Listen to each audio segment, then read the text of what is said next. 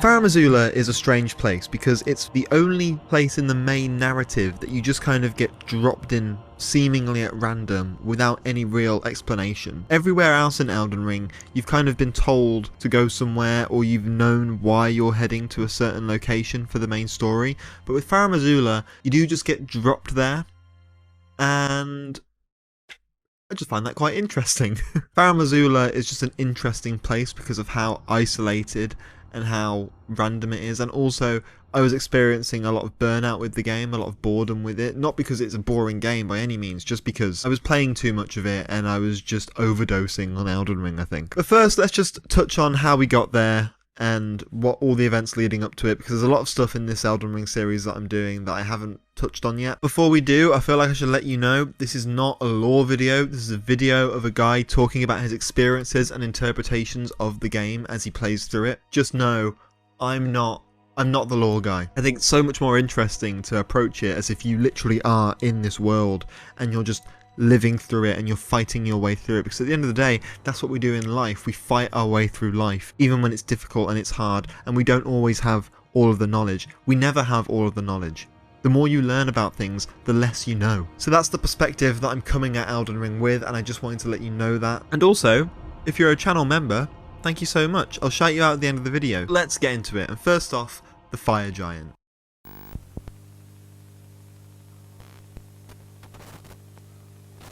So the intimidation of the fire giant is very, very real. I struggled with it at first because when you go into the arena and you see how big he is, it's the most intimidating boss in the game. I know Melina is the hardest boss in the game, but just seeing her, you don't feel too intimidated by her until she starts, wrecking you. But when you see the fire giant for the first time and you see its size, and when you start fighting it, it feels almost like an impossible task just because of how big it is. And yeah, whilst you're very powerful, it does feel like you're so out of your depth. And I think that was a really clever choice by the level designers. This is kind of the point where you start to enter the end game, right before you burn the Erd Tree. So I think it's really befitting to have this giant thing blocking you from getting there, and you've got to fight through it. Everything else in the game has been difficult and it's been hard, but with the fire giant, it's like all of the things that you've been fighting stacked up against each other, and it's just yet another thing that you have to fight through. It was at this point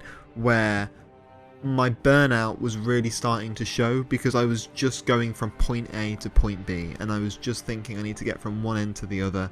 In fact, I actually had to say in the community Discord at one point, why am I burning the Erd Tree? I've kind of forgotten. I genuinely had just forgotten why on earth I was burning the Erd Tree, because I was doing so much in this game. I was going through so many different things that I just forgot the main reason I was doing stuff. And I think it's normal. I think it's natural to feel burnt out. I've had a lot of comments saying stuff like Elden Ring burnout is really real. When you're going through burnout, you will keep doing it over and over again. You'll keep going through it, not realizing how tired you are. I just thought, okay, I've got to keep going, I've got to keep fighting through it. Eventually I did beat the fire giant. I felt quite bad for it because I read later on that apparently Marika has enslaved him, that he's the last remaining fire giant. That's quite sad, because all of the other giants in this world, they all seem genuinely terrifying and intimidating, and I will go out of my way to make sure I don't attack them. It did get me thinking though, not just because of the fire giant, but because of several things that you come across in the game. But almost everyone that you meet, everyone that you care about in this game,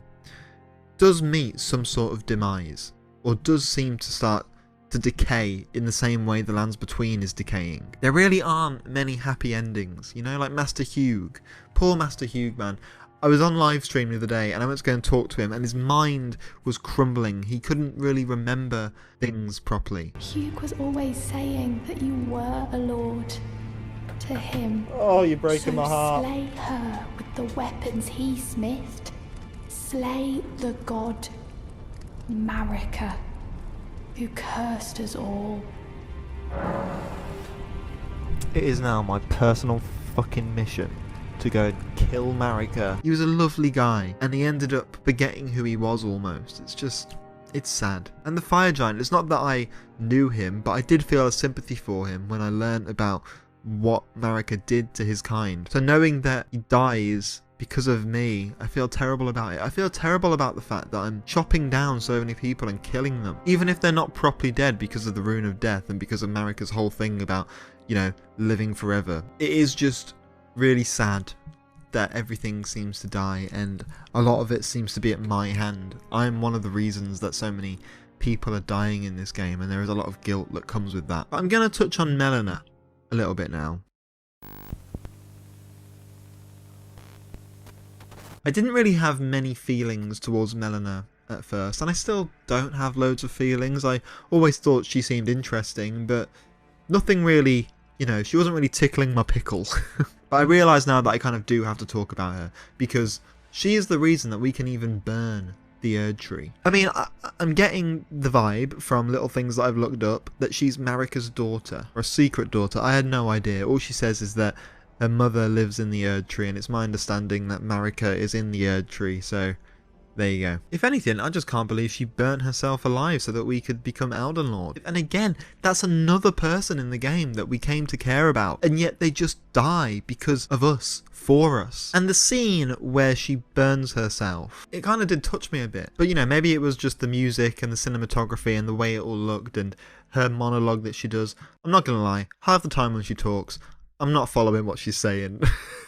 Does that make me thick? Maybe. I understand it more when I read into it a bit more, or I think about it, but when I'm playing the game and I've just been beating up so many things and I sit down at a lost grace to get my breath, and then all of a sudden she pops up and she's saying some bollocks in Old English. I'm just like, yeah, okay. But I will say it was very touching what she did for us, and I'm very grateful for what she did, and good on her. Apparently she's done this before, burnt the Erd Tree, and that's why there's an apparition of it now. But yeah, it was very interesting to watch that happen, and I really appreciate her for doing it. But it also got me thinking, when I found out that she might be Marika's daughter, is my entire philosophy towards the demigods, my entire, you know, ADAB, all demigods are bastards. This technically means Melina is a demigod, and I don't think she's a bastard. So I kind of wanted to touch on why I have this philosophy about ADAB, because really, when I'm talking about the demigods in Elden Ring, and I'm talking about there being bastards and stuff, what I'm really talking about is people with more power than me, people that have a lot more privilege than me, and people that, you know, either abuse that privilege or use it to lord over me, and I think that's how I feel about, you know, people in real life in those kind of positions. You know, when I think about billionaires or politicians or rich businessmen, I've become aware recently that that mindset that I'm in towards these people, it's not a very healthy mindset, because look at where it's got me. I'm also just quite depressed about life, and I talk about this in my videos. I'm very open about my mental health in these videos. You know, I always talk about the medication that I'm on, the therapy that I've been to. Because recently I've been thinking about it a bit more, and part of me wishes I wasn't like this. Part of me wishes I wasn't this so against authority, so against, you know, being told what to do. I don't know why I am this way. I don't know whether it's just because I'm a creative, I'm an artist, and I make things, or because of my feelings towards capitalism, because of my experiences with businesses, and I am trying to think more healthily about things and do more things in a healthy way. But, you know, at the same time, my principles seem to blockade that change of thought towards authority and stuff. But it's starting to bite me in the ass a bit. Well, it's been biting me in the ass for a while, but it's, you know, it's sinking in a lot more now. I think the minute that someone tells me what to do, the minute that I feel like someone is lording all of their privilege and power over me, I don't get jealous. It's not jealousy. It's just anger. You know, in Elden Ring, you come across all of these people who are more powerful than you until recently, and you are tarnished. And in real life, I'm also tarnished. I have all these thoughts and feelings that are in a way tarnished, and, you know, by society's point of view, by society's standards, I don't really fit it properly, and that's okay. I wish that my ambition, my flame of ambition, and my want to be successful at what I'm doing, I wish I could just make it happen quicker. I understand that life is a difficult, long road, and everything is the long game. Everything that you want to do, anything worth doing, is going to take a lot of time. Like this YouTube channel, it's going to take a lot of time. But when I'm really into something, you know, for the first few months, I can really like just charge through it and do well and power through and get through it. And then I start to get burnt out. And I get frustrated that it's not happening as quickly as I want it to. And the same thing has happened in Elden Ring. I was really into it. I was charging through it. I've kind of become quite overpowered in the game, to be honest. I'm getting very good at it. Like, I beat Malekith in 2 minutes. It's all happening so fast and I'm charging through it whilst also doing these videos and editing. And so when I'm not reaching the goals that I want to in the way that I thought I would, not really focusing on the fact that it's going to be a long-term thing. Not everything is just going to happen like that. It starts to eat at me. It's about understanding that, and that's what I need to do more. That's what maybe you might need to do more if you're watching this. Nothing is going to just happen. No one's going to come and save you. Anyway, sorry, that was a very long tangent. But after Melina sacrificed herself for us, we finally end up in Farum Azula. Thank you for guiding me here.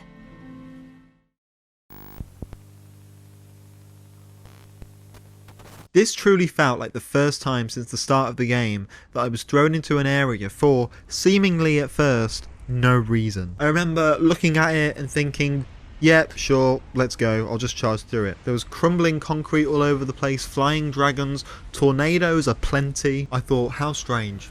Anyway, let's power through. I didn't know why I was there. The game doesn't really give you any reason for going there other than you're here now, so just crack on with it, see what you find. And there is a reason for getting there in the end, but you don't realise why you're there at first until the very end. I was just blindly going wherever the game wanted me to go, and I was fighting through it. And at one point, I came across a very familiar face, a face which I once considered a friend, and it was Bernal. I was very shocked to see him. I was genuinely really surprised. And I've got to say, I was gutted that he fought me. I really thought we were bros. I thought we were best mates, you know, brothers to the end, but turns out we were not. Bernal seemingly, at first, we were vibing. And he seemed to not mind that he killed Rykard, but I looked it up a bit, and turns out he may have been doing this to go and challenge Malekith for the Rune of Death and stuff. I just wish he could have talked to me. We could have just helped each other out. We would have done this together. Maybe it's because I'm planning to be Elden Lord and he's not about that. He's literally a recusant. It's a shame that he fought me, and I did lose a little bit of respect for him, because I just thought, you're really gonna fight anyone who you come across? It was then that I realised that maybe he's a reflection of me. Just a guy fighting through it, burnt out, burning the Erd Tree, fighting through it and trying to get to wherever I go. Because really, I didn't know why I was going towards Malekith. I just kind of came across him and fought him and happened to have the Rune of Death. But I didn't have a reason for it. I wasn't thinking, and in a way, Bernal isn't really thinking about what he's doing, is he? He's just going about it and fighting for the sake of fighting for the sake of rebelling. And that's not really a healthy thing to do, and in a way, that's what I was doing. But you know, I fought him, I did it, got it over and done with, and then we come across Malekith. I had my Mimic Tear with me, I had my sword, I had my staff, I was all vibing, and then a cutscene happens. And he says, "O death, become my blade once more." And it's revealed to be this fucking thing.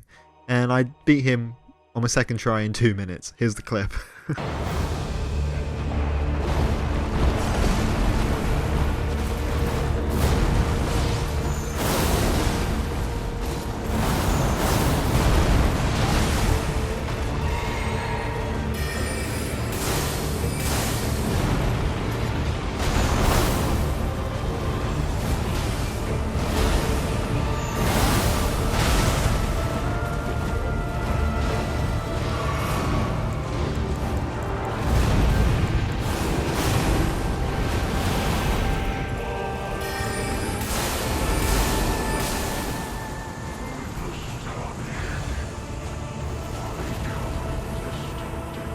See, I didn't really have much thought towards Malekith at first, because for me it was just so like that. I thought, oh okay. And then I saw the Rune of Death, touched it, and now people can suddenly die in the lands between, and I think I did everyone a favour, to be honest. But I just think it's interesting the language that is used surrounding Malekith and surrounding this entire thing, and I want to touch on it briefly. This isn't me talking about the lore, this is me talking about the language used in a literary sense. I tell a lie, there will be a little bit of lore thing with fear, because my entire thing with the game is I'm going to choose Fear's ending when I eventually get there. I believe in what Fear's doing, I believe that death should be a natural part of life and it should be respected. So I thought it was quite interesting that Malekith said, "Oh death, become my blade once more." He was using it as a weapon. And I think it really speaks to the fact that everyone in this game, well, the Greater Will and demigods and all that, they see death as something to be feared. So to use death as a blade is like the ultimate weapon. And I thought that was really interesting, and it got my brain thinking, because this entire time I had been approaching death in a completely different angle. I had been approaching it from Fear's angle, you know? But people really fear death in this game, and I get it. But for me, death isn't the thing to be feared, it's what comes afterwards. It's the grief that comes after death. Having just lost my dog and my cat, and I know that, you know, some people might hear that and roll their eyes because they're just pets, but they're family, they are my family, I love them to bits. It's the not hearing my dog's paws down the corridor, it's not seeing my cat push my door open and come over here, you know? You know what really sucks? When Shakespeare died, my cat, at the vet's, the receptionist came in whilst his body wasn't even cold yet and was standing there with a pin and chip card so we could pay. And I'm really angry at myself that I didn't say to her, "Can you just invoice at us? This is really dystopian what you're doing." She was standing over my family member's dead body with a fucking pin and chip card. It really angers me whenever I think that, and I just wish I said something. But that's the thing that you need to fear. That's what you have to fear, and that's partly why I'm so angry at capitalism and this whole fucking privatization and authority, because they have the gall to be so coldless and just stand there, you know, apathetically asking for money. Another thing that really interested me with Malekith was the use of the language in his item descriptions. He is described as Marika's half-brother. Now I know that he's not really Marika's half-brother, in the same sense as, you know, me having two sisters. I know that he's technically her shadow used to protect the rune of death and all of that, but I just want to put that aside for a second and just think about, why did FromSoft write the words half-brother? Why did they choose to write that? They didn't have to write that. They could have just said Marika's shadow, but they chose to use the words half-brother. Now in my view, I think this is done kind of to humanize Marika, and there is a big familial aspect in this game, you know, with all of Marika's children and her past husband and current husband, and there's also the Kyrian family. There's all these families about, but for some reason, hearing the word half-brother for Marika, knowing that it's not really her half-brother, for some reason that really hit me. I think it's reading that about a character that has been so high on a pedestal throughout the game, knowing that she's got kids, but then hearing that she has siblings, hearing that she has other family that aren't just her kids. I don't know, that really spoke to me. I can't fully explain why. But doesn't it also make you, as the Tarnished in the game, feel even more isolated? You don't have any family, you don't have anyone to look back on, you just have you. You have you, and you have some friends that you've met along the way, but you don't have family. Yeah, I've got Dielos chilling back in Jarberg, I've got Alexander, I've got all the jars and stuff, but a lot of the people that we meet in general, as I've said, they kind of meet their demise. So you are just alone in this world. Everyone's alone. I'm alone, you're alone. Not that I agree with whatever it is she's doing, you know, ruling over everything, stopping death from ever happening. Maybe she wanted death not to happen because she doesn't want to lose people. She wants to protect her family members, but in the process of doing that, she's also oppressed people and made everyone live forever. I mean, look at poor Godwyn. He died and then was kind of forced to come back, but just in his body, not his soul. His body's alive, but he's not. I don't know, man. Elden Ring's a weird place, and Farum Azula is a weird place. I didn't know why I was there. I just kept saying, why am I here? Until it happened. And that's kind of where we're at now in the game. This is Callie. This is one of her other cats. You alright? You want to say anything? Oh, cat hair's all over me and your bum's right in my face. Yeah. You're my family, aren't you? Okay, I need to talk to the camera about about a game called Elden Ring. So yeah, I'm gonna end the video here, I think. I think this is a good place to end it. Channel members, we've got Derek Arthur, Pwefu, Split Prune, Travis Baker, Mr. Toadman, Namfam, The Worst Protagonist, Jack is a Mimic, Timothy German Games, ML Bartels Sorensen, I think that's how you say it, I'm not sure, Professor Scum, and Wade Cohen. All of you, thank you so much for being members. Genuinely means the absolute world. I can't quite believe that we've got members. It's ridiculous, isn't it? It's absolutely insane. Okay, she's off me. There we go. What do you think about us having members? Do you think it's good? Okay. She's one of 4 cats that we've got. So, you know, used to be 5. Rest in peace. Right, so I'm going to say goodbye now, okay? This has been fun. Thank you for being a member, everyone. And, yeah. See you later. Goodbye.